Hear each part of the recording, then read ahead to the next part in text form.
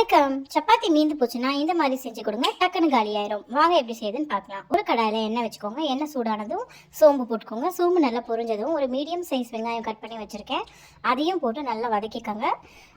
வெங்காயம் வந்து நல்ல பொன்னிறமாக ஆகணுன்ற அவசியம் இல்லை, கிளாஸ் மாதிரி வந்தால் போதும். இந்த ஸ்டேஜில் இஞ்சி பூண்டு விழுதும் போட்டுக்கோங்க. அதுக்கப்புறம் ஒரு மீடியம் சைஸ் தக்காளி கட் பண்ணி வச்சுருக்கேன், அதையும் போட்டு நல்லா வதக்கி கொடுத்துட்டே இருங்க. சால்ட்டு போட்டு வதக்கினீங்க அப்படின்னா சீக்கிரமாக வெங்காயம் தக்காளி வதங்கிடும். கொஞ்சமாக மஞ்சத்தூள் போட்டுக்கோங்க. அப்புறம் கரம் மசாலா 1/2 ஸ்பூன் போட்டுக்கோங்க.